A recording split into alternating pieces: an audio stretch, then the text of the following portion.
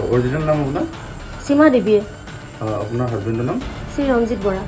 তেতিয়া আপোনালোকৰ লগত একো কথা নাই। হয়। আমি জাষ্ট চাব বিচাৰোঁ। আমি ৰাতিপুৱা আপোনালোকে বেয়া পালেও নহ'ব, আমি বহি থাকিম। হয়। নগৰ বহমপুৰত ভয়ংকৰ ঘটনা। সৌভাগ্যৱতী কংগ্ৰেছ নেতাৰ ঘৰত আৰক্ষীৰ অভিযান। শাসকীয় দলৰ বিৰুদ্ধে গুণ্ডাৰাজৰ অভিযোগ কংগ্ৰেছৰ। ভয় ভাবুকিৰে কংগ্ৰেছ দলৰ প্ৰাৰ্থীক নিৰ্বাচনত প্ৰতিদ্বন্দ্বিতা কৰাত বাধা। নিশা ২ নং কঠীয়াতলী জিলা পৰিষদৰ কংগ্ৰেছ দলৰ প্ৰাৰ্থী বৰ্ণালী দেৱীক আটক কৰিলে আৰক্ষীয়ে। বিজেপি কৰ্মীৰ ভাবুকিত এজন আত্মীয়ৰ ঘৰত আশ্ৰয় লৈ থাকোঁতে আৰক্ষীয়ে চৌচলিৰ পৰা বৰ্ণালী ডেকাক আটক কৰে। বহমপুৰ সমষ্টিত কংগ্ৰেছৰ দলৰ প্ৰাৰ্থীসকল নিৰাপত্তাহীনতাত ভোগাৰ অভিযোগ কংগ্ৰেছৰ। নিশা বহমপুৰ ব্লক কংগ্ৰেছৰ সভাপতি ৰঞ্জিত বৰাৰ গৃহত আৰক্ষীৰ এই অভিযান। এই ঘটনা পোহৰলৈ অহাৰ পিছতে তীব্ৰ চাঞ্চল্যৰ সৃষ্টি হৈছে। কংগ্ৰেছৰ প্ৰাৰ্থীক মনোনয়ন প্ৰত্যাহাৰ কৰাৰ বাবে আৰক্ষীৰ সহায়ত ভাবুকি দিয়াৰ অভিযোগ উঠিছে বিজেপিৰ বিৰুদ্ধে। চাওক এই দৃশ্য। আমাৰ ভোটাধিকাৰ আছে, আমাৰ অধিকাৰ আছে।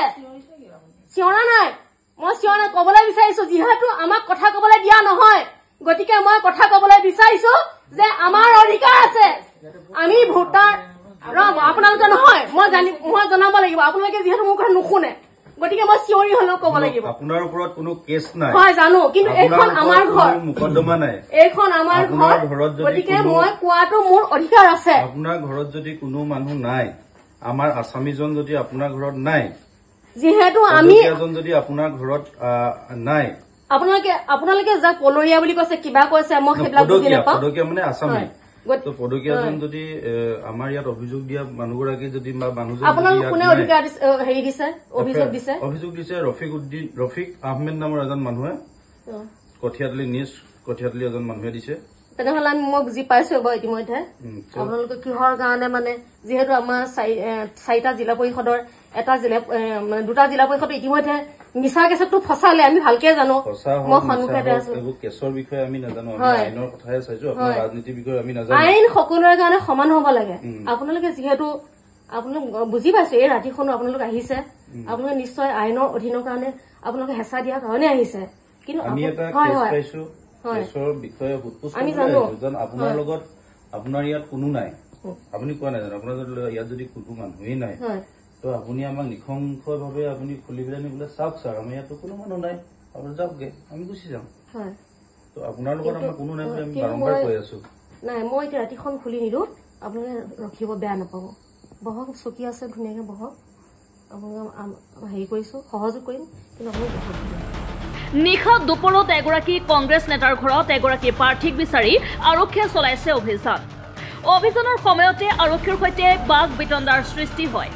ইতিমধ্যে নিশা সংঘটিত ঘটনা সন্দৰ্ভত সবিশেষ তথ্য সংবাদ মাধ্যমৰ আগত সদৰি কৰিছে এগৰাকী কংগ্ৰেছ নেতাই।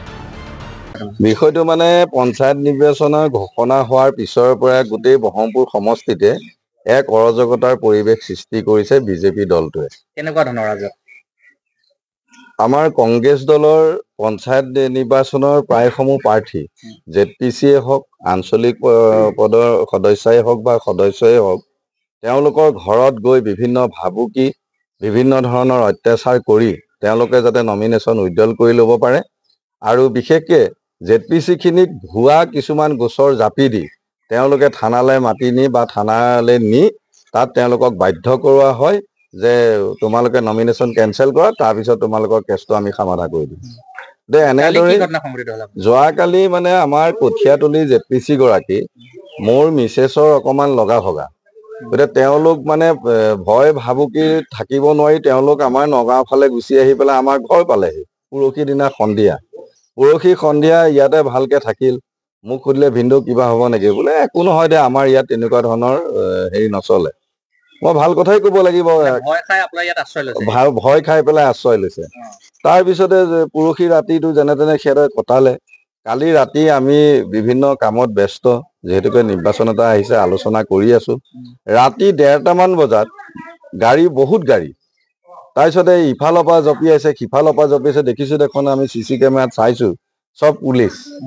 তাৰপিছতে আমাৰ এওঁ উঠি আহি পেলাই সুধিলে যে আপোনালোক কোন থানাৰ পৰা আহিছে। প্ৰথমতে নকয়, তেওঁলোকৰ মানে এগৰাকী লেডি পুলিচ আহিছে তেওঁ মানে কৈছে যে আমি পুলিচ আহিছো আপুনি দেখা নাই নেকি গতিকে পুলিচ আহিছো আমি আপুনি দুৱাৰ খোলক আমাৰ তেওঁ তেতিয়া কৈছে আমি দুৱাৰ খুলিব নোৱাৰো ৰাতি এতিয়া আমি ৰাতিপুৱা সময়ত দুৱাৰ খুলিম কৈছে নহয় আপুনি দুৱাৰ খোলক এনেকে খটবাট কৰি থকাৰ পিছত বহু সময়ৰ পিছত তেওঁলোকে মানে চকী লৈ বহিবলৈ ল'লে চকী লৈ বহিলে 4টামান বজাত আমাৰ গাঁওবুঢ়া আহিলে যেহেতু গাঁওবুঢ়া আহিল আমি অলপ সাহস পালো তেতিয়া আমি দুৱাৰ খুলি দিলো দুৱাৰ খুলি মই নিজে সুধিছো যে এতিয়া কওকচোন বাৰু মইতো দুৱাৰ খুলি দিলো যে মোৰ তাত আসামী আছে বুলি কৈছে আসামী গৰাকীৰ নাম কি তেতিয়া কৈছে বৰ্ণালী দেৱী যে আসামী বুলি যে আপুনি অভিহিত কৰিছে বা ক'ব বিচাৰিছে যে আসামীজন সজাবলৈ গোচৰ এটা দিব লাগিব গোচৰীয় পক্ষ কোন তেতিয়া কৈছে কৰিমউদ্দিন গতিকে এতিয়া কৰিমউদ্দিন কোন হয়